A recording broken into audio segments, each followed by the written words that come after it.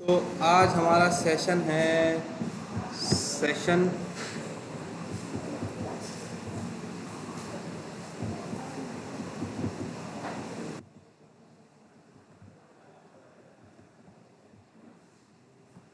Functions.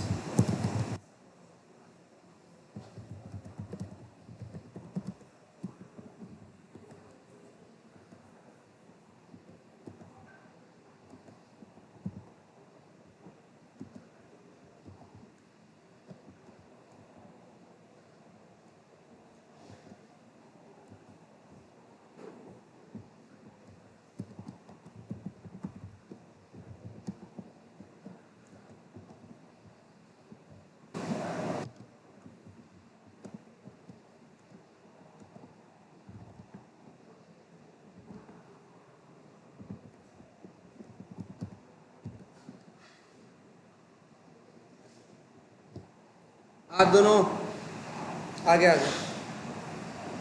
आप और आप दोनों यहाँ आ जाओ।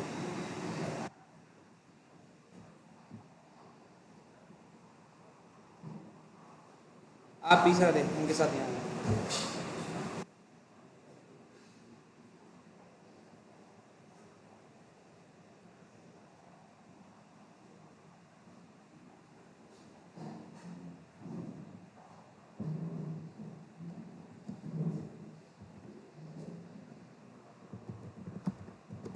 सबसे पहले एक फ़ाइल बनानी मैंने।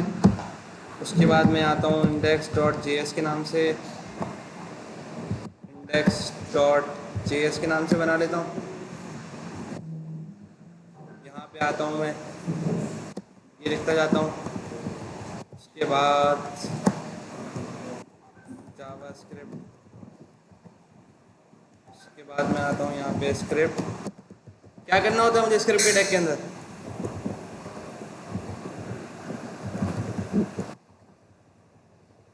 मैं लिंक कैसे कराता हूँ जावा स्क्रिप्ट के जेएस की फाइल को? सीडीएन के थ्रू कराता हूँ मैं जावा स्क्रिप्ट की फाइल को लिंक। मुझे इंडेक्स डॉट जी एस को index dot H T M L के साथ लिंक कराना है। क्या करूँगा? कहाँ लिखूँगा? टैग के अंदर लिखूँगा SRC। अब क्या करूँगा? डॉट स्लैश लगा के देख लेता हूँ। मिल गया। यहाँ से आगे बढ़ते हैं। रीनेम का ऑप्शन आ रहा है क्या? यहाँ से कर लेते हैं रीनेम।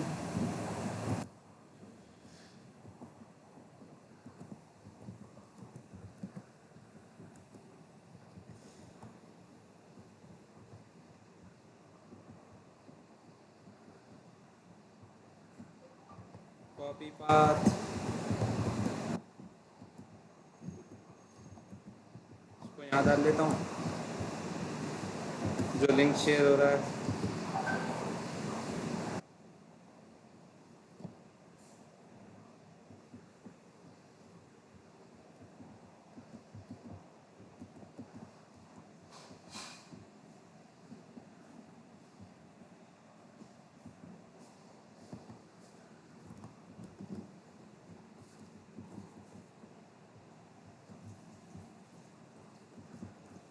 आप लोग अपने पास से नेट जो है ना वो डिस्कनेक्ट कर दिएगा ताकि यहाँ पे नेट चलना शुरू हो जाए।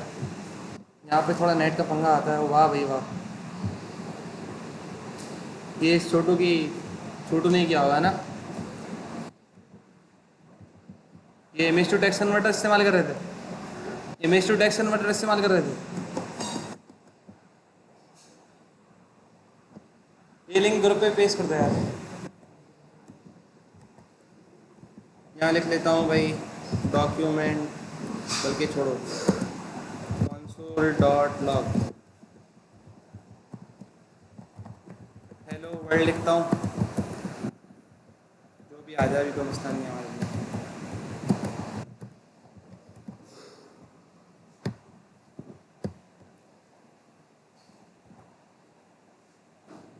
ये क्या बात हो गई भाई?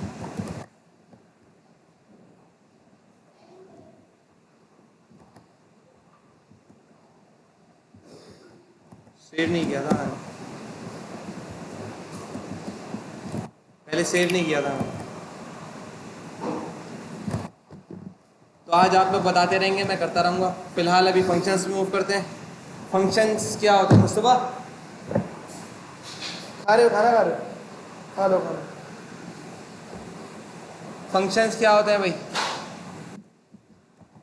बताएं भाई, फंक्शंस क्या होता है? What are functions? कुछ काम कराने के लिए यूज होता है। किस तरह का काम? कोई टास्क परफॉर्म कराने के लिए यूज होता है। टू परफॉर्म टास्क, सही है। कंसिस्टेंटली, सही है भाई। स्पेलिंग बाद में सही करते रहेंगे। अगला बताओ भाई, फंक्शंस क्या होता है? और कुछ फंक्शंस के बारे में क्या होता है भाई फंक्शंस? What are functions?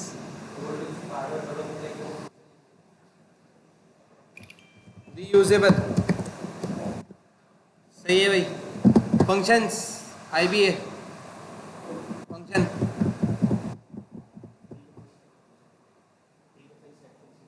क्या? प्री डिफाइंड स्टेटस, समझा नहीं मैं।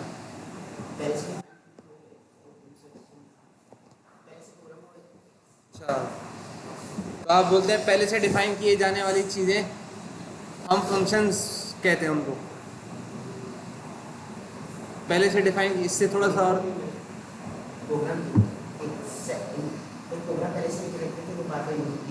सही है। रीयूजेबल तो हो गया हमारा, उसके अलावा कुछ और? हाँ भाई, फंक्शंस। फंक्शंस नहीं पता? फंक्शंस जिससे टास्क परफॉर्म हो सके। टास्क तो वेरिएबल से ही परफॉर्म हो जाता है भाई। टास्क तो किसी और से भी हो जाता है। Specific task, to perform specific task, सही है भाई। और चेंज कर लेते हैं। और बताओ भाई फंक्शंस।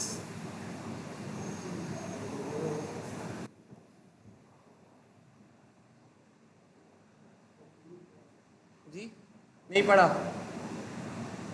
फंक्शंस नहीं पता भाई। आप लोगों की ज़िंदगी में ना प्रोग्रामिंग का ताल्लुक जो होता है ना, वो रोज़मर्रा की ज़िंदगी से होता है, ठीक है। रोज़मर्रा की ज़िंदगी में यूज़ होने वाली चीज़ें, आपके आज़ाए जिस्म, वो भी फंक्शंस परफॉर्म कर रहे होते हैं। वो भी कोई ना कोई टास्क परफॉर्म कर रहे होते हैं। उनको ऑपरेट किस तरीके से किया जाता है? उनको आपके ब्रेन के थ्रू ऑपरेट किया जा रहा होता है, ठीक है। बोला जा रहा होता है कि यार आपके मिसाल के तौर पे आपने ये एक हाथ उठाना है, तो ये एक आप एक टास्क परफॉर्म कर रहे हो। ये टास्क किस बेस पे परफॉर्म कर रहे हो? कि आपने अपने जहन को एक इंस्ट्रक्शन दिया, वो इंस्ट्रक्शन देने के बाद एक टास्क परफॉर्म हुआ। तो ये जो टास्क परफॉर्म हो रहा है ना, यहाँ से लेके यहाँ तक जाने में, यहाँ से फिर हाथ तक आने में, तो ये पूरा एक फंक्शन हो गया। फिर दूसरा फंक्शन क्या है? कि यही काम दूसरा आदमी करे। यहाँ से लेके यहाँ तक यहाँ से लेके यहाँ तक टास्क जा रहा है हाथ उठाने के लिए, जिसम मूव हो रहा है, मेरा जिसम की ताकत मूव हो रही है। तो ये सारी चीज़ें क्या है? मेरे फंक्शन के अंदर इस्तेमाल हो रही हैं। पैर का भी यही सीन है। फिर एक साथ डिफरेंट चीज़ों, दो हाथों को ऊपर उठाना है, तो उसके लिए आप अलग फंक्शन बना लो। फिर आपने कुछ बोलना है, उसके लिए अलग फंक्शन। डिफरेंट तरह के फंक्शन, मतलब कि आप मशीन लर्निंग, एआई की अगर हम बात करें या कुछ भी इस तरह की बातें करें छोटी मोटी, तो आप एक रोबोट बनाने जाओगे ना, तो वहाँ पे आप फंक्शन बेस्ड काम कर रहे होते हैं। किस तरीके से आपने बोला कि भाई रोबोट का हाथ उठाना चाहिए, तो आप एक फंक्शन में डिफाइन कर देंगे कि भाई जब मैं रोबोट को इस तरह की बात करूँ ना, तो वो अपना हाथ उठा के टास्क परफॉर्म करना शुरू कर दे, ठीक है। जब मैं रोबोट को बोलूँ कि यार इसकी प्री प्रोसेसिंग कर दो या इसको एनालाइज करना स्टार्ट कर दो, तो वो किस बेस पे होना चाहिए? सही है। अच्छा, फंक्शन का किसी को सिंटेक्स पता है क्या होता है? किसी भी प्रोग्रामिंग लैंग्वेज में किसी को फंक्शन का सिंटेक्स पता हो? किसी ने कोई प्रोग्रामिंग लैंग्वेज पढ़ी हो, उसका सिंटेक्स वगैरह पता हो?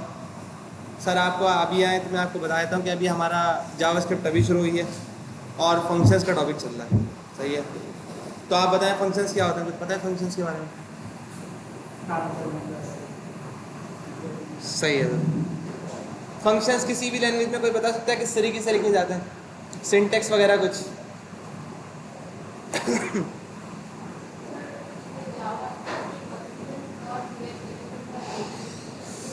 अच्छा, फंक्शंस होते कितनी तरह का है, पहले उस पर बात कर लेते हैं, उसके बाद फिर जाते हैं सिंटेक्स पे, ठीक है। फंक्शंस बेसिकली होते हैं दो तरह के। एक होता है यूज़र डिफाइंड फंक्शन, एक होता है प्री डिफाइंड फंक्शन।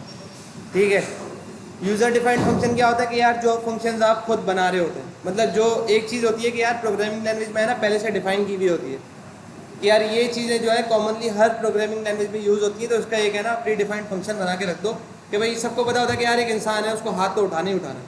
ठीक है, 100 में से एक इंसान होगा जिसका हाथ नहीं उठता होगा किसी और बेसिस पे, उसके अंदर इस तरह की फंक्शनलिटी अवेलेबल नहीं होगी।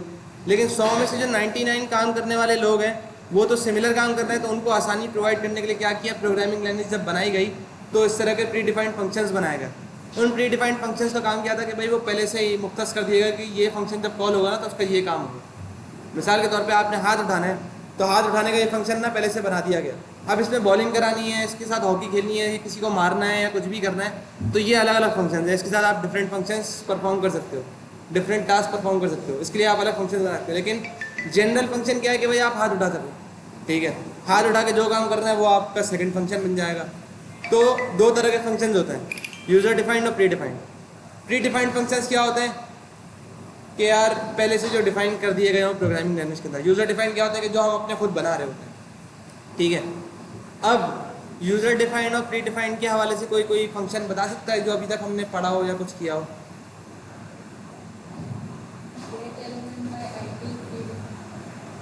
गेट एलिमेंट बाय आईडी ये एपीआई फंक्शन है, लेकिन फंक्शन तो है।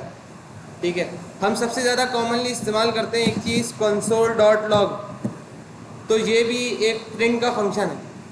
ठीक है, मतलब console.log कराना क्या मकसद है, डॉट लॉग जो है ना, लॉग के बाद जो चीज़ इस्तेमाल हो रही है वो कंसोल के अंदर क्या क्या चीज़ें अवेलेबल है उस फंक्शन के एट्रीब्यूट से डॉट करा के, मतलब कंसोल इटसेल्फ फंक्शन है। ठीक है, उसके अंदर हम जो काम करा रहे हैं वो उसके अंदर से एट्रीब्यूट्स और पैरामीटर्स निकाल सकते हैं। फंक्शन के अंदर क्या क्या चीज़ें होती हैं वो भी हम लोग देख लेते हैं। मुस्तफ़ा आ जाए तो बोर्ड निकाल लूँ, मैं बोर्ड यहाँ रखवा दूँ, लेकिन उससे पहले मैं आप लोगों को कुछ चीज़ें दिखा देता हूँ।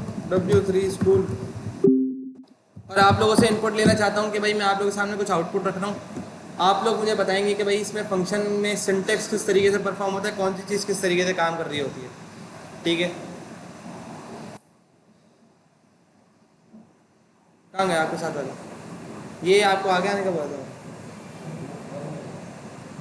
अच्छा,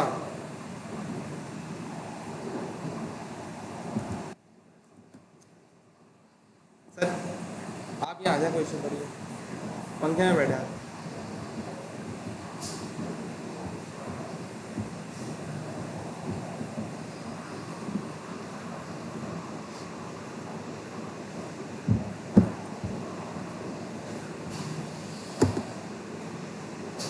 हमने डिसाइड किया था कि यार हम लोग बुक पे भी जाएंगे, डिसाइड किया था ना हमने, तो हम लोग बुक्स के जो क्वेश्चनर्स वगैरह होंगे ना वो मैं आप लोगों को सेंड कर दूंगा कि यार अब जो मैं आप लोगों को आज क्लास में जितने भी टॉपिक्स पढ़ाऊंगा ना उनका मैं एक असाइनमेंट दे दूंगा।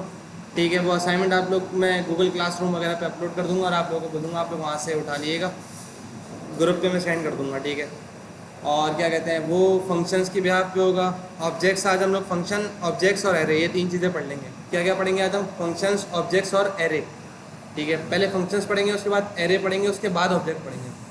ठीक है, फिर उसके बाद इसकी एक्सिस पे जाएंगे कि इसके लिए इन ऑब्जेक्ट को, इन फंक्शंस को हम लोग मल्टीपल वेज में किस तरीके से एक्सेस करते हैं। उसके लिए यूज़ होता है लूप्स, कंडीशन यूज़ होती है डिफरेंट तरह की, तो हम लोग उसको एक्सेस करने का तरीका भी देखेंगे। तो फंक्शन लिखने का जो बेसिक तरीका होता है ना, डिफरेंट लैंग्वेजेस में है ना डिफरेंट तरीके से यूज़ होता है। अगर हम लोग सी की बात करते हैं ना तो सी में फंक्शन का इटसेल्फ कीवर्ड इस्तेमाल होता है। अगर हम लोग पाइथन की बात करते हैं तो डेफ का वर्ड इस्तेमाल हो रहा होता है। अगर हम लोग PHP की बात कर रहे होते हैं तो वहाँ पे भी फंक्शन का कीवर्ड इस्तेमाल हो रहा होता है। अगर हम लोग जावास्क्रिप्ट की बात करते हैं ना तो वो भी फंक्शन का कीवर्ड इस्तेमाल करता है। ठीक है, अब इनिशियली उस फंक्शन के अंदर होता क्या है कि भाई आप फंक्शन का कीवर्ड इस्तेमाल करें, उसके बाद उसका कोई भी नाम लिख दें। ठीक है, उसके बाद आप दो चीज़ें आती है, एक ब्रैकेट बना दें। इनिशियली मैं आप लोगों को यहाँ डायरेक्टली करके दिखाता हूँ कि आप लोगों ने सबसे पहले फंक्शन का की फंक्शन बनाना है ना, तो फंक्शन के लिए आप लोगों ने फंक्शन लिखा, फंक्शन का कोई भी नाम लिखा। ठीक है, कोई भी नाम ले सकते हैं हम लोग, मिसाल के तौर पे ले लेते हैं hand raise.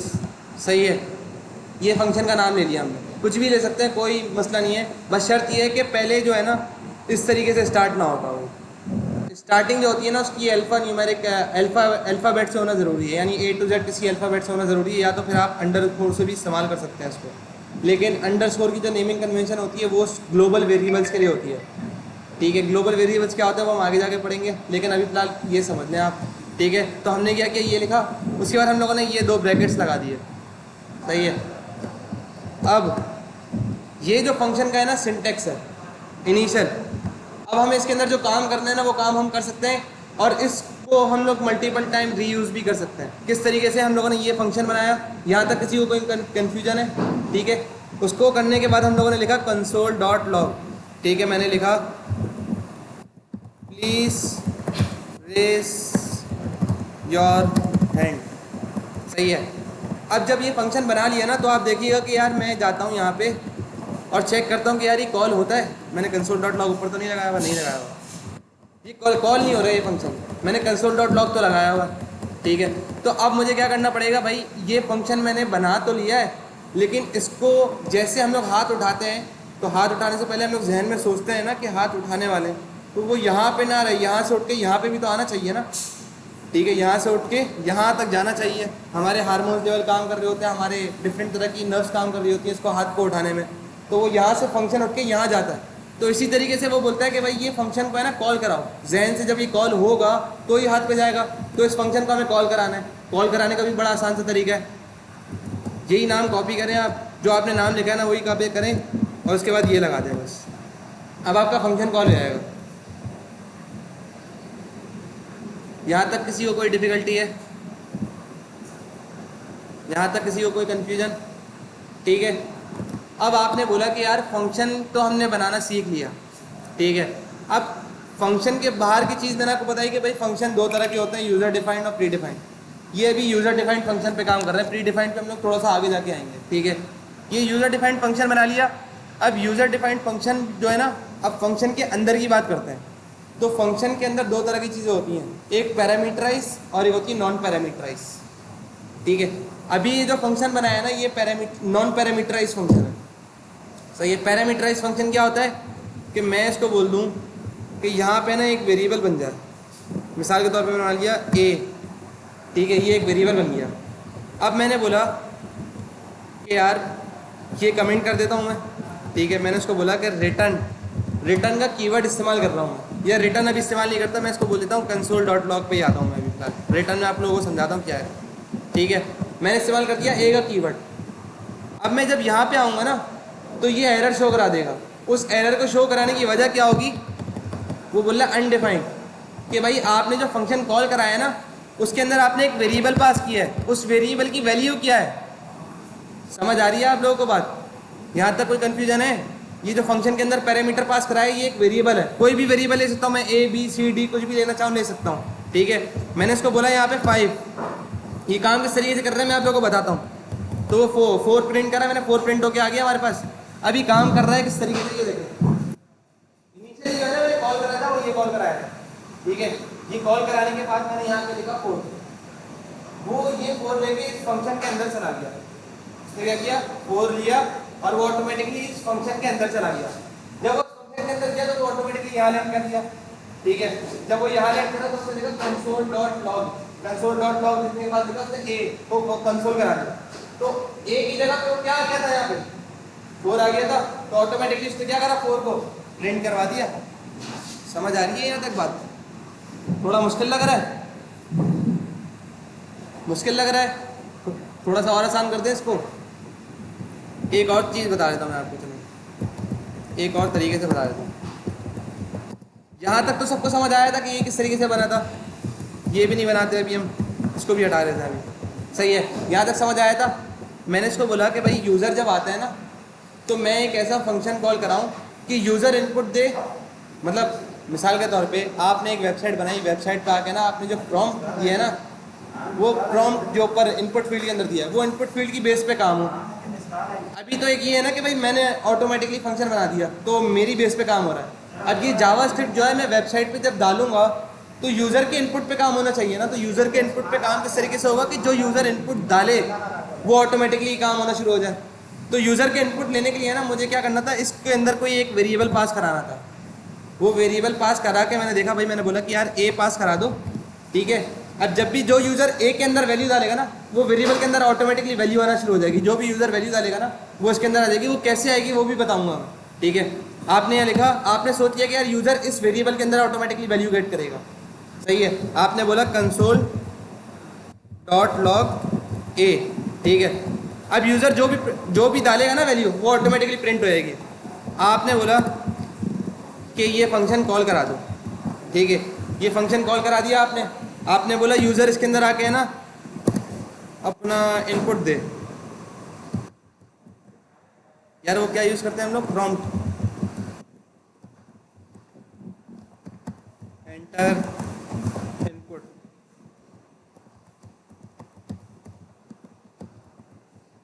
A equals to नहीं, बी इक्वल्स टू,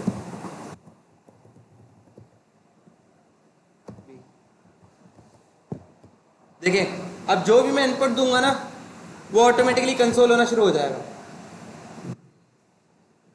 हेलो भाई, देखिएगा हो गया।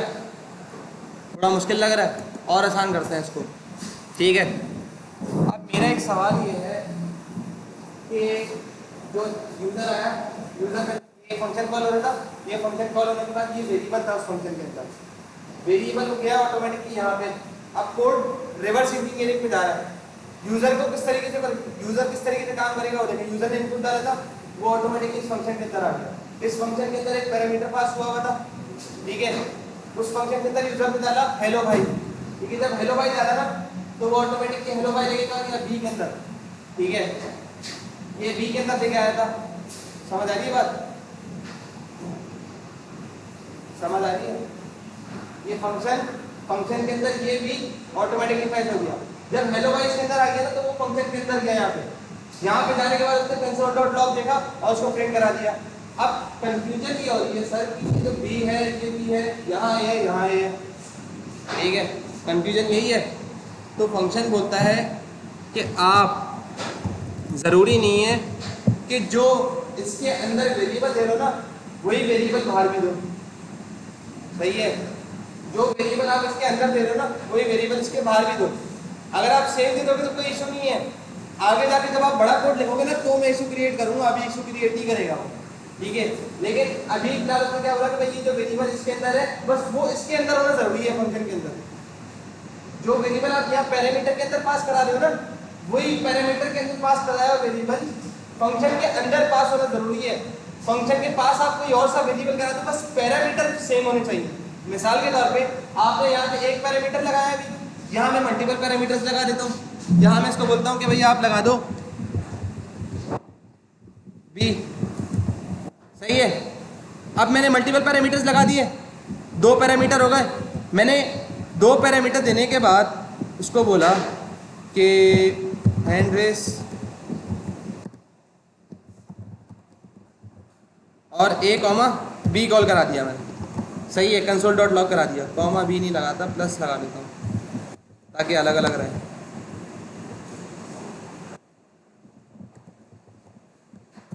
ए प्लस बी करा दिया अभी मैंने, ए प्लस बी।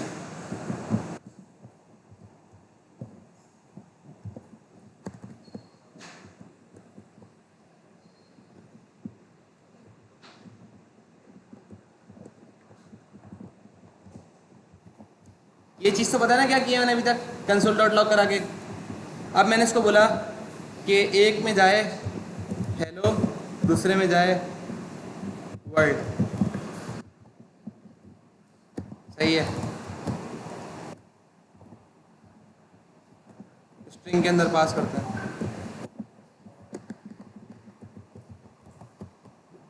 सही है। एक और चीज़ समझा देता हूँ, थोड़ा सा बड़ा टॉपिक होता जा रहा है ये। 5 + 6 कराया आपने तो इसका आउटपुट क्या आएगा, आउटपुट क्या आएगा इसका, 11 आएगा।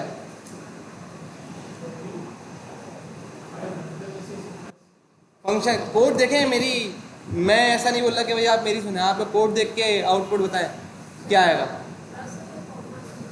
ये कॉन्केटिनेट कराया हुआ है मैंने, कॉन्कैटिनेट तो पता है ना भाई, अभी प्लस नहीं कराया मैंने, कॉन्कैटिनेट कराया है। There is a lot difference between concatenation and plus sign. सही है, मैं अगर बीच में स्पेस नहीं डालता तो वो प्लस हो रहा होता ना। 5 6 आ गया, ठीक है, समझ आ रही है ये बात? यहाँ तक कोई कन्फ्यूजन है? दो पैरामीटर पास कराए तो दो ले लिए मैंने। अब मैं करता ये हूँ कि मैं यहाँ दो पैरामीटर पास कराता हूँ और यहाँ बुला एक लेता हूँ मैं, तो क्या होगा? तो वो एक ही आएगा। देख लें, 5 और अनडिफाइंड दे दिया उसने। इसका मतलब फंक्शन का ये उसूल है कि आप जितने पैरामीटर पास करा रहे हो ना, उतने पैरामीटर्स को फंक्शन के अंदर कॉल कराते हुए डिक्लेयर करना भी ज़रूरी है। सही है, समझ आ रही है बात? फंक्शन कॉल कराया, अब मैं इसके अंदर आप बोलें कि यार नहीं मैं पैरामीटर दो कॉल कराऊं, लेकिन मैं प्रिंट एक ही कराऊंगा, दूसरा ऑप्शनल होगा। तो दूसरा ऑप्शनल होगा ना, तो उसको करने का तरीका पता है क्या है? आप बाय डिफॉल्ट इसको एक वैल्यू दे दें,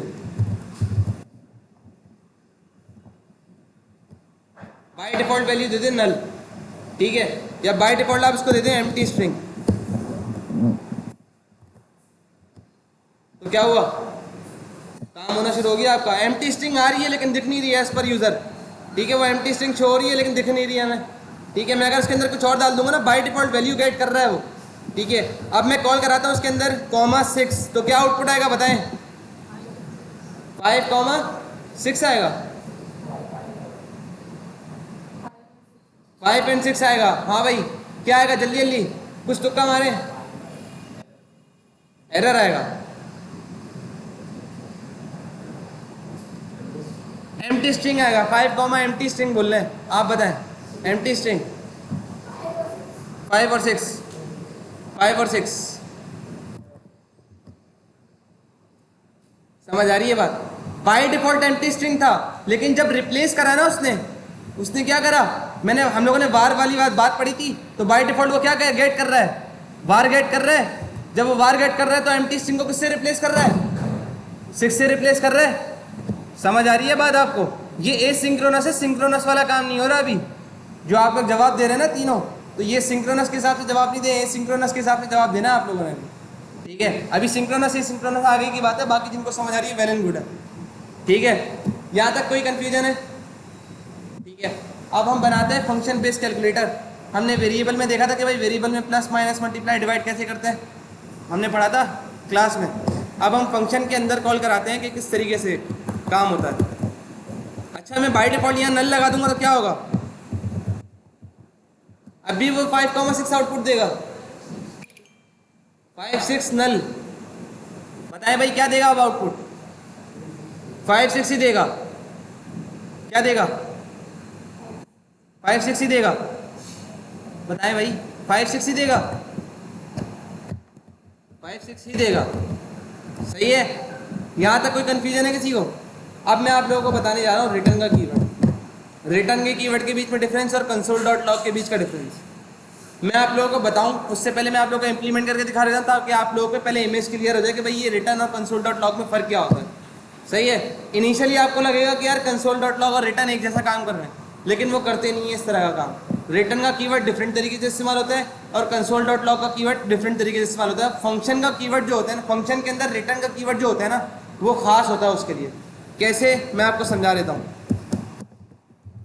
फंक्शन, हेलो, अब पैरामीटराइज फंक्शन बनाऊं या नॉन पैरामीटराइज? ये भी अभी पंगा है आप लोगों से पूछना। मैं यहाँ करा देता हूँ हेलो, ठीक है। कॉल होगा फंक्शन? क्यों नहीं होगा? अभी तो बस मैंने कॉल करा दिया ना, फंक्शन कॉल करा दिया मैंने, डिफाइन कराया मैंने, अभी फंक्शन को कॉल नहीं कराया। तो अब मैं क्या करूंगा? उसको फंक्शन को कॉल कराने जा रहा हूँ। अब मैं फंक्शन को कॉल करा रहा हूँ, तो अब प्रिंट होगा ना।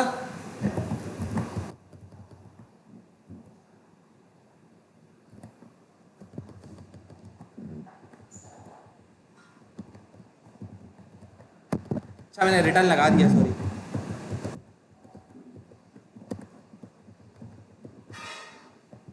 देखिए दो चीजें समझिएगा, कंसोल डॉट लॉग और रिटर्न के बीच का फर्क समझिएगा। सही है। कंसोल डॉट लॉग जो होता है ना, वो आप सिर्फ वेरिएबल या वेरिएबल के अलावा की चीजें जो प्रिंट कराना चाहते हैं ना, सिर्फ एम्प्टी स्ट्रिंग या फिर आप लोग कोई इस तरह का स्ट्रिंग देना चाहें तो दे सकते हैं। लेकिन रिटर्न जो होता है ना, वो वेरिएबल को कराता है सिर्फ। फंक्शन के अंदर मैंने कोई पैरामीटराइज्ड फंक्शन दिया, मैंने दिया कोई पैरामीटर, मिसाल के तौर पे उसको दे दिया a, ठीक है। अब मैं बोलता हूँ प्लस a, ठीक है, और अब मैं यहाँ करने जा रहा हूँ 5।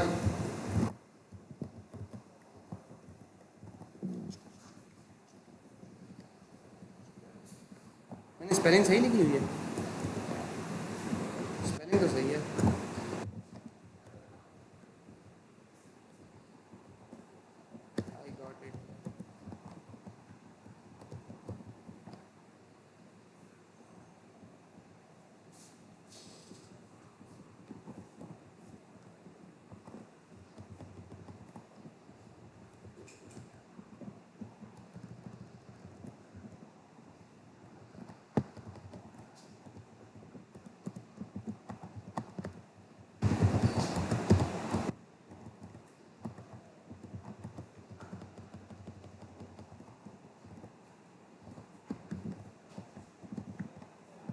हम लोग कंसोल डॉट लॉग के अलावा प्रिंट के लिए कौन सा कीवर्ड इस्तेमाल कर रहे थे? और डॉक्यूमेंट डॉट राइट।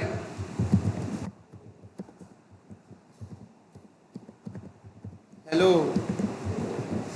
क्या लेता हूँ ए, हेलो ले लेता हूँ यहाँ पे, ए प्रिंट करा दूँगा भाई। क्या लेता हूँ ए, डॉक्यूमेंट डॉट राइट नहीं कर रहा, कंसोल डॉट लॉग, सही है यार। कुछ तो बना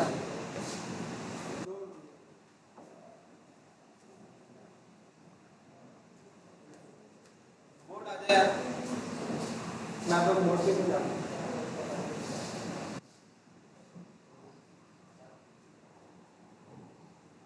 मुस्तफा का मैम, मुस्तफा का कंसोल डॉट लॉग और रिटर्न के बीच का फर्क समझें। रिटर्न जो है ना, वो सिर्फ प्रिंट स्टेटमेंट नहीं है। जैसे कि कंसोल डॉट लॉग का काम क्या होता है कि भाई जो भी वैल्यू है या जो भी डिक्लेयर्ड वेरिएबल है उसको प्रिंट करा देना, सही है।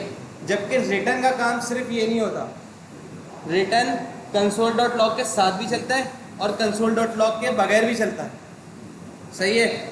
ये चीज़ समझ आ रही है यहाँ तक? अब फर्क क्या है दोनों में कि यार जब मैंने ये फंक्शन कॉल कराया और उसके साथ ए कॉल कराया ना, तो जब मैं सिंक्रोनस लैंग्वेज की बात करता हूँ ना, तो वो हेलो इसके साथ कॉल हो जाएगा, ठीक है। लेकिन एसिंक्रोनस में क्या होता है कि यार मैं हेलो लिख के जब उसके अंदर वेरिएबल या पैरामीटर पास करूँगा ना, तो वो कॉल नहीं होता इतनी आसानी से। उसके लिए मुझे कोई ना कोई फंक्शन को कॉल कराने के लिए कोई ना कोई पैरामीटर देना ज़रूरी है। मैं आप लोगों को बोर्ड अगर को और अच्छे तरीके से समझाऊँ, सिंक्रोनस और एसिंक्रोनस के बीच का फर्क। अभी ये फंक्शन समझाने के बाद भी मैं आप लोगों को बताता हूँ सिंक्रोनस और एसिंक्रोनस क्या होता है। एक चीज़ समझे सिंक्रोनस और एसिंक्रोनस के बारे में, कि सिंक्रोनस जो होता है ना, आप लोगों ने 4 फंक्शंस बनाए, चारों लाइन बाय लाइन एग्जीक्यूट हो रहे हैं, सही है। आप लोगों ने 3 फंक्शन बनाए, अब ये सिंक्रोनस होता है, ठीक है। एसिंक्रोनस क्या होता है? ये एसिंक्रोनस होता है, 4 फंक्शंस बनाए, चारों लाइन बाय लाइन एग्जीक्यूट कराए। एसिंक्रोनस सिंक्रोनस क्या होता है? ये एसिंक्रोनस था जो चारों लाइन एक साथ एग्जीक्यूट हो गए। एसिंक्रोनस क्या होता है कि आप लोगों ने 4 फंक्शन बनाए, दूसरे फंक्शन को आपने बोला कि यार ये फंक्शन जो है ना 5 सेकंड बाद एग्जीक्यूट हो, सही है। तो होगा क्या कि यार पहले पहला फंक्शन एग्जीक्यूट होगा, 5 सेकंड बाद दूसरा फंक्शन एग्जीक्यूट होगा, उसके बाद तीसरा, छठे सेकंड में तीसरा और चौथा फंक्शन एग्जीक्यूट होगा। समझ आ रही है? 4 फंक्शन एक साथ एग्जीक्यूट हो रहे थे और फिर एक उसमें कि 5वें सेकंड के बाद दूसरा फंक्शन एग्जीक्यूट हो रहा था। तो जो 5 सेकंड के बाद एग्जीक्यूट हो रहा था ना, वो एसिंक्रोनस था, ठीक है। और सिंक्रोनस क्या था कि यार एक साथ चारों फंक्शन एग्जीक्यूट हो गए, लेकिन अगर मैं उसके अंदर 5 सेकंड वाला टाइमर लगा देता ना दूसरे फंक्शन के अंदर, तो वो 5 सेकंड के बाद एग्जीक्यूट नहीं होता, वो फौरन से एग्जीक्यूट हो जाता। डिफिकल्टी है अभी भी समझने में? समझ आ रही है सिंक्रोनस सिंक्रोनस? नहीं आ रही? बोर्ड आ जाए।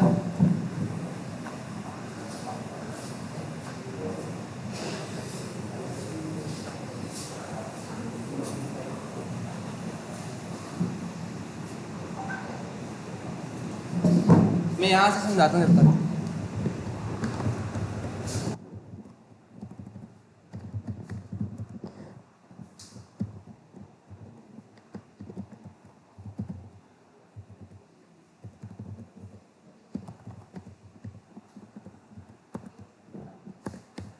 ये फंक्शन बनाना तो आ गया ना आप लोगों को, किस तरीके से इसका सिंटेक्स चलता है।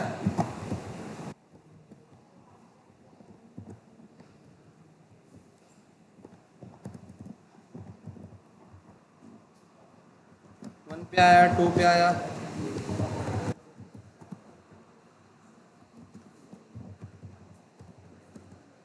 मुस्तफा यार वाइट बोर्ड ला दे यार। थ्री। अब मैं इसमें करने क्या जा रहा हूँ, मैं इसको बोलता हूँ सेट टाइम आउट। सही है, सेट टाइम आउट के अंदर आता हूँ, मैं इसको बोलता हूँ फंक्शन, और फंक्शन के अंदर मैं इसको ऐसे दे देता हूँ डॉट लॉग।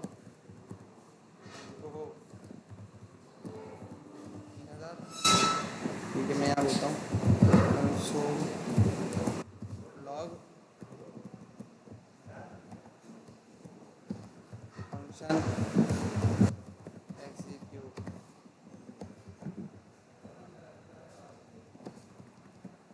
मैं लिखता हूँ 1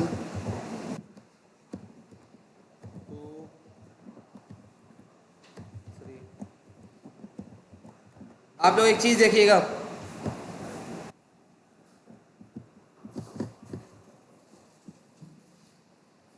ये जो काम हो रहा है ना, ये भी सिंक्रोनस और एसिंक्रोनस में ये काम सेम तरीके से हो रहा है। ठीक है, यहाँ तक समझ आ रही है। फंक्शन मैंने बनाया और एक फंक्शन को मैंने बोला कि यार 3 सेकंड बाद कॉल होना, 2 सेकंड लगा, 3 सेकंड, 3 सेकंड बाद कॉल होना। ठीक है, ये दो फंक्शन बनाए, 3 फंक्शन बनाए थे मैंने अलग अलग। ठीक है, तीसरे फंक्शन को मैंने बोला कि 3 सेकंड बाद कॉल होना, तो वो 3 सेकंड बाद कॉल होना, तो ये आप लोगों ने देख लिया। वापस से रिफ्रेश करके दिखा देता हूँ। ठीक है, ये 3 सेकंड बाद कॉल हो गया फंक्शन। ठीक है, अब एसिंक्रोनस वे क्या है वो मैं आप लोगों को बता रहा हूँ। इसके अंदर पंगा क्या। ठीक है, ये फंक्शन कॉल कराए हुए मैंने, मैं तीसरे फंक्शन को सबसे पहले एग्जीक्यूट करवा देता हूँ। मतलब जो 3 सेकंड बाद एग्जीक्यूट होने वाला था ना, वो पहले एग्जीक्यूट करवा देता हूँ। तो अब जब सिंक्रोनस वे की बात आती है ना, तो सिंक्रोनस में होता ये है कि जो 3 सेकंड वाला फंक्शन है, जब तक वो कॉल नहीं हो जाएगा ना, बाकी के 2 फंक्शन भी एग्जीक्यूट नहीं होंगे। ठीक है, लेकिन जावास्क्रिप्ट जो एसिंक्रोनस लैंग्वेज है वो बोलती है कि यार अगर जब तक ये फंक्शन एग्जीक्यूट नहीं हो रहा ना, बाकी 2 को तो एग्जीक्यूट कर दो। समझ आ रही है बात? देखिएगा अभी बाकी 2 एग्जीक्यूट हो गए और तीसरा वाला जो मैंने सबसे पहले कॉल कराया था वो बाद में एग्जीक्यूट हो गया। ये एसिंक्रोनस वे। ठीक है, सिंक्रोनस और एसिंक्रोनस के बीच का फर्क समझा रहा हूँ, वापस से समझ लीजिएगा। मैंने 3 फंक्शन बनाए, 3 फंक्शन को जिस तरह से मैं कॉल कराऊंगा ना, उसी तरीके से उसका बिहेवियर होगा। ठीक है, मतलब अगर पहले मैं 3 वाला कॉल कराऊंगा तो 3 वाला, 1 वाला कॉल कराऊंगा तो 1 वाला, 2 वाला कॉल कराऊंगा तो 2 वाला। ठीक है, अब मैंने ये 3 एग्जीक्यूट कराया है, तो 3 के अंदर मैंने कंडीशन लगाई हुई है कि भाई 3 सेकंड बाद एग्जीक्यूट हो। ठीक है, तो सिंक्रोनस वाला सिंक्रोनस क्या बोलता है? सिंक्रोनस बोलता है कि जब तक ये एग्जीक्यूट ना हो जाए ना, बाकी के 2 फंक्शन भी ना चले। ठीक है, लेकिन जावास्क्रिप्ट जो कि एसिंक्रोनस है, वो बोलती है ये 3 सेकंड बाद एग्जीक्यूट हो रहा है ना, इसको बाद में एग्जीक्यूट कर देंगे, इसको तो हमने रेट कर लिया, 3 सेकंड बाद हो जाएगा, जब तक इन 2 को तो एग्जीक्यूट कर दो। समझे? ये देखिएगा, ये एग्जीक्यूट हो गया। अब 3 सेकंड बाद पहला वाला फंक्शन एग्जीक्यूट होगा जो मैंने कॉल कराया था। समझ आ रही है यहाँ तक? सिंक्रोनस और एसिंक्रोनस के बीच का फर्क समझ आया? जावास्क्रिप्ट एसिंक्रोनस लैंग्वेज है। ठीक है, स्टैंड लगा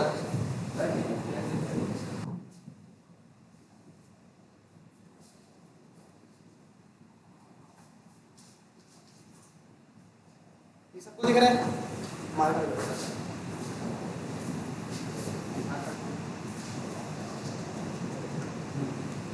किसी को सिंक्रोनस और एसिंक्रोनस पे कंफ्यूजन है? यहाँ तक समझ आया सबको? सेट टाइम हम क्या कर रहे हैं, ये सारी चीजें हम बाद में देखेंगे, लेकिन बस अभी आपको सिंक्रोनस और एसिंक्रोनस के बीच का फर्क समझाना था।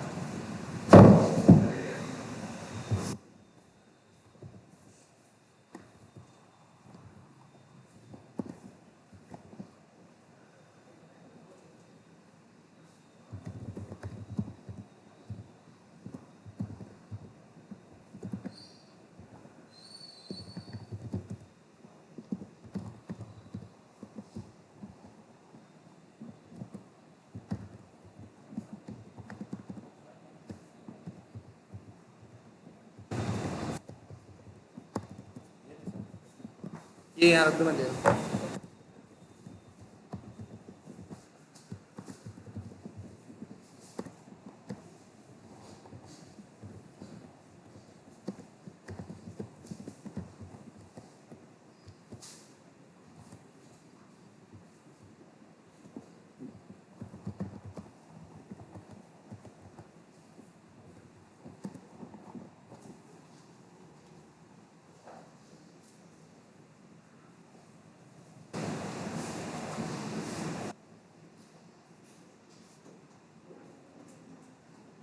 नजर आ रहा है सबको? यहाँ पे दोनों चीजें नजर आ रही है।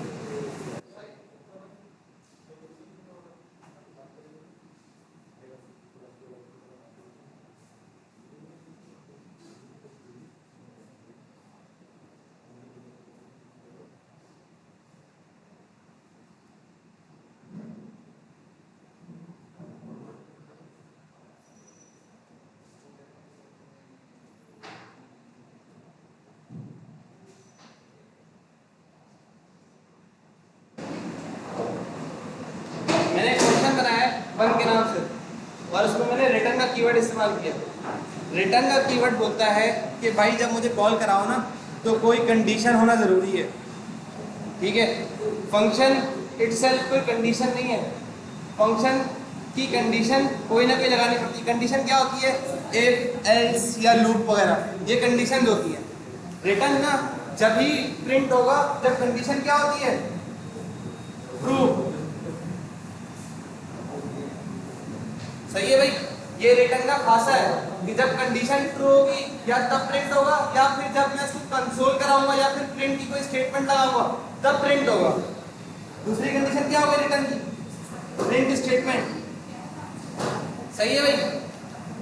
रिटर्न के लिए दो चीजें जरूरी हैं, या तो कंडीशन का ट्रू होना या फिर प्रिंट स्टेटमेंट का होना।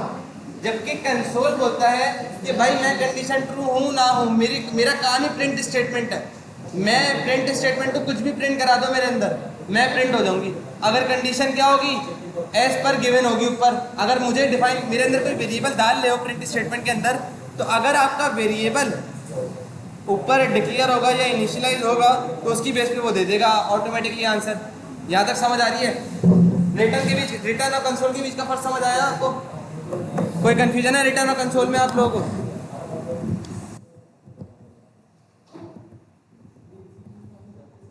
यहाँ पे आते हैं हम लोग अब पैरामीटराइज नॉन पैरामीटराइज समझ लेते हैं हम लोग। पैरामीटराइज नॉन पैरामीटराइज क्या होता है?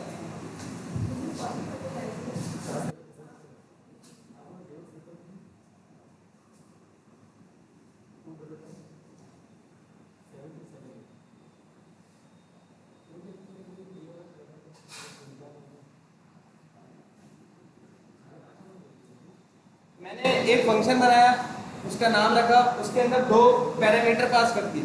जब मैं फंक्शंस की बात करता हूँ ना तो उसके अंदर पास होने वाली चीजें वेरिएबल नहीं होती, पैरामीटर होता है, ठीक है? ये होते वेरिएबल्स ही हैं, लेकिन कहला रहे क्या होता है? वो क्या कहला रहे होते हैं? पैरामीटर्स। इनको क्या कहते हैं लोग? और जब पैरामीटर डिफाइन हो गए तो ये क्या कहलाया? फंक्शन। पैरामीटराइज फंक्शन कहलाया, ठीक है? अब मैं फंक्शन के अंदर की बात कर रहा हूँ। तो जब ये पैरामीटराइज फंक्शन कहलाया ना, तो अब जब मुझे इसमें काम करना होगा तो मैं क्या करूंगा? रिटर्न लगाऊंगा। और मैंने बोला यार ये तो दो वेरिएबल है ना, इन दो वेरिएबल के साथ होना क्या चाहिए? ये जो दो वेरिएबल्स मैंने लिखे हैं, इन दो वेरिएबल्स की बेस पे काम होगा। अब जब भी कोई इस फंक्शन में आएगा ना तो इन दो वेरिएबल्स की बेस पे डिफाइन करना पड़ेगा। मतलब ये फंक्शन अब कॉल होगा ना वन, तो इसके साथ कुछ ना कुछ कॉल होना जरूरी है, चाहे वो इन्वर्टेड कॉमास में हो, चाहे वो कोई वैल्यू हो। ठीक है, समझ आ रही है यार एक बात? जब ये वन कॉल होगा ना तो इसके साथ ये दो पैरामीटर भी कॉल होने चाहिए। अब वो किसी भी नाम से कॉल हो, बस दो कॉल होने चाहिए। मैंने बोला यार 1, 2 पास हो जाए यहाँ पे, ठीक है।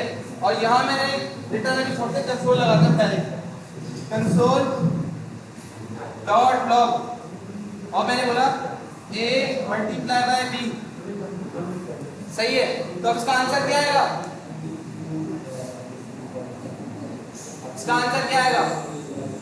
अब अगर मैं इसकी जगह लिख दूं सिर्फ 1, तो क्या आंसर आएगा इसका?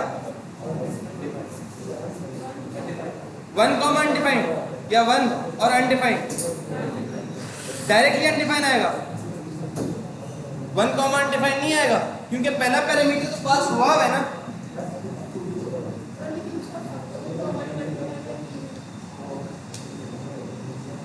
जबरदस्त बात करी है इन्होंने बोला है कि भाई मैंने जब या वो फंक्शन के अंदर आएगा तो फंक्शन के अंदर पहली कंडीशन देखेगा ए के साथ दूसरी चीज क्या हो रही है, a मल्टीप्लाई बाय b में ऑटोमेटिकली b दूसरा पैरामीटर पास नहीं हुआ था, उससे यहाँ पे उठा लिया अनडिफाइंड। ठीक है, अब b मल्टीप्लाई बाय अनडिफाइंड क्या होगा? b मल्टीप्लाई बाय अनडिफाइंड तो कुछ होता ही नहीं है, इंप्लीमेंट करके चेक कर ले। समझ आ रही है यहाँ तक बात?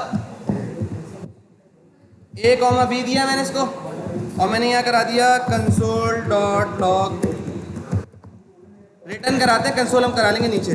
ठीक है, यहाँ लिखा ना मैंने a मल्टीप्लाई बाय b, सही है। और 2 का जो फंक्शन है ना, मैं उसके साथ खेलने हैं अभी हम। यहाँ मैंने लिख दिया 3 कॉमा 4, सही है। a इक्वल्स टू 3 कॉमा 4 और कंसोल डॉट लॉग a। मैं इस फंक्शन को किसी वेरिएबल के अंदर भी रख सकता हूँ, ये बहुत छोटी सी बात है, ये बात तो आप लोगों को पता है ना कि यार मैंने सबसे पहले इसको इस तरीके से डिफाइन किया था, मैंने इसको इस तरीके से डिफाइन किया था, ऐसे डिफाइन किया था। अब मुझे इसके साथ लगा, इसको अगर प्रिंट कराना था तो मुझे इसके अंदर लगाना था console dot log, console dot log लगाना था तो ये प्रिंट हो जाता। आंसर क्या देगा अभी हमें बताएं? 12 आंसर देगा, सही है भाई, 12 आंसर दे रहा है। अब मैं इसकी जगह लगा देता हूँ यहाँ पे वेरिएबल और फिर कंसोल कराता हूँ मैं।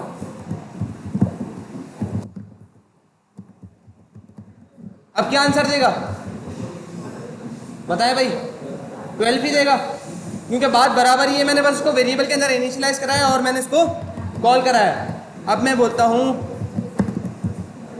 अब क्या देगा? सवाल हमारा यही था ना, तो दो सवाल जवाब आए थे मेरे पास। एक तो 3 comma undefined, 3 multiply by undefined वाला सा आया था, और एक आया था 3 कॉमा अनडिफाइंड, सही है। 3 कॉमा अनडिफाइंड तो तब आता जब मैं कॉन्केटिनेट करा रहा होता, उस वक्त तो मैंने पहले कॉन्केटिनेट कराया था, अभी तो मल्टीप्लाई का सीन है। अब क्या आंसर आएगा सर? तुक्का मारो, तुक्का, एरर आएगा, अनडिफाइंड आएगा, अनडिफाइंड।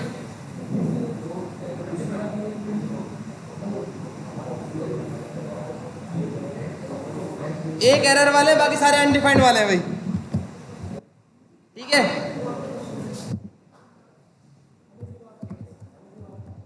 नहीं नहीं, पता नहीं, नॉट अ नंबर होता है इसका मतलब, नॉट अ नंबर। हाँ,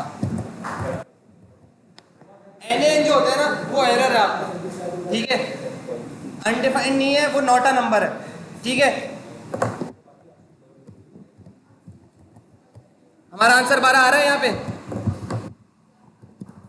नॉट अ नंबर वाली कंडीशन बताता हूँ मैं आपको।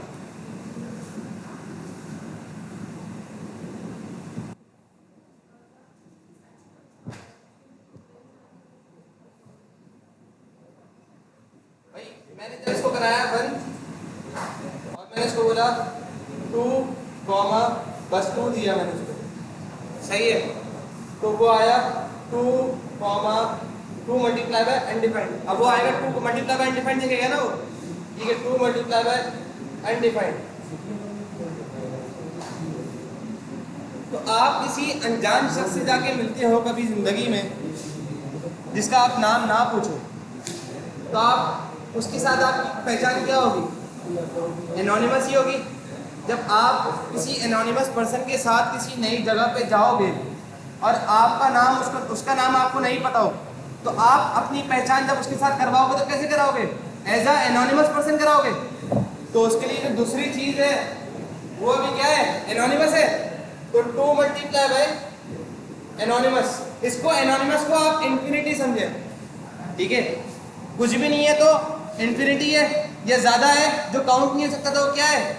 इन्फिनिटी है, ठीक है? तो अनडिफाइंड जो है ना बेसिकली ऐसी चीज़ है कि यार एक तरह का एरर शो करा रहा है वहाँ पे। यहाँ तक बात समझ आ रही है? एन नॉट अ नंबर का मतलब होता है एरर, सही है? तो मुझे करना यह है कि यार यूज़र पास भी एक पैरामीटर करे, यूज़र पास भी एक पैरामीटर करे और मेरा आंसर भी आ जाए। तो मैं क्या करूँगा इसमें? बाय डिफ़ॉल्ट कोई ना कोई वैल्यू बिठा दूंगा, या बाय डिफ़ॉल्ट उसको क्या बोल दूंगा? नल बैठे।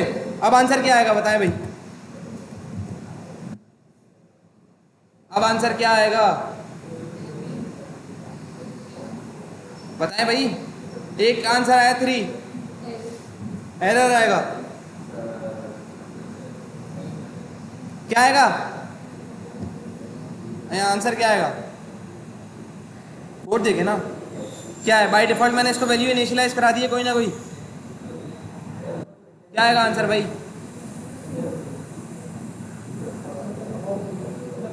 चलो नल नहीं देता मैं, बाय डिफॉल्ट इसको बोल लेता हूँ बाय डिफॉल्ट। पहले 4 समझ लेते हैं बाय डिफॉल्ट वैल्यू। अब आंसर क्या आएगा आप बता दो? 15 आएगा। सॉरी 5 डिफाइन कर दिया मैंने, सही है 15 आंसर आएगा। यहाँ तक सही हो। अब बाय डिफॉल्ट मैंने नल डिफाइन कर दिया ना, तो क्या आंसर आना चाहिए अब बताओ?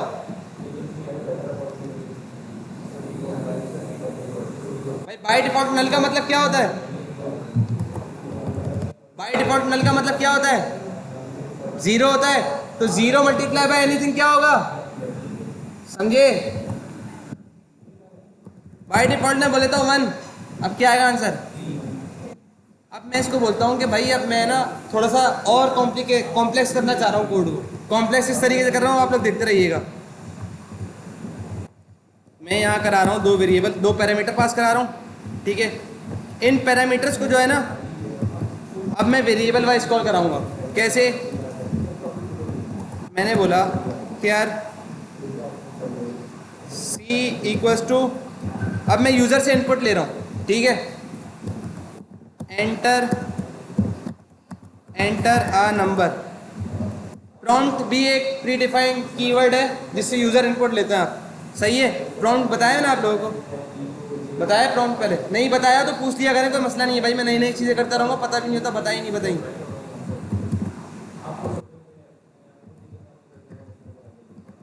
प्रॉम्प्ट लिया मैंने, एंटर अ सेकंड नंबर। अब मैं कराने लगा हूँ console.log C, D। अब आंसर क्या आएगा भाई? अब आंसर क्या आएगा? जो यूजर डिफाइन करेगा, जो यूजर इनपुट देगा वही आएगा आंसर। ऐसा ही समझ आ रहा है सबको?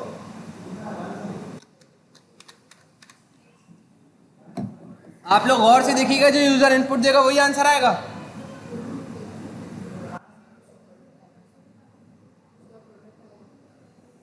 देख लें आप लोग, कोड देख रहे हैं कि नहीं देख रहे? मैं आप लोगों को एरर दिखा रहा हूँ, आप लोग एरर नहीं देख रहे भाई, बड़ा माइनर सा एरर है। अब देखिएगा सामने जाके एरर दिखाता हूँ मैं आप लोगों को।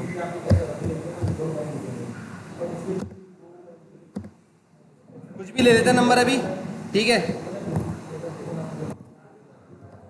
आंसर क्या आ रहा है बताइएगा?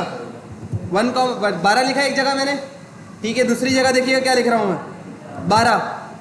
प्रिंट क्या कराएगा जल्दी बताएं? 12 क्यों 12 कराएगा भाई? सब तो बोल रहे थे जो यूजर इनपुट लेगा वो मल्टीप्लाई करके आंसर दिखा देगा। आप लोग तो यही बोल रहे थे ना, जो यूजर इनपुट लेगा वही दिखा देगा। जो यूज़र इनपुट दे रहा था वही दिखा दिया ना। आप लोग सब तो बोले थे भाई कि जो मल्टीप्लाई कराएंगे वो दिखाएगा।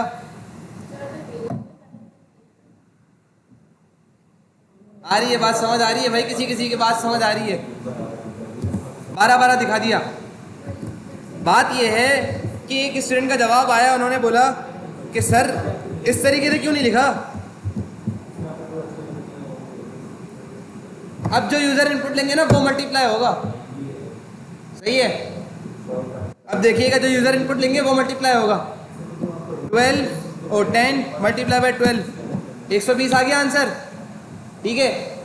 अब मैंने मल्टीप्लाई वाली कंडीशन बताई है, प्लस माइनस डिवाइड और चारों, ये चारों कैलकुलेटर जल्दी से बना के दिखा दें मुझे। आप अपने लैपटॉप्स खोलें, जल्दी से करके दिखा दें। मैं सिंटेक्स सामने खोलना आप लोगों के, बारी बारी आप लोगों के पास आ रहा हूँ।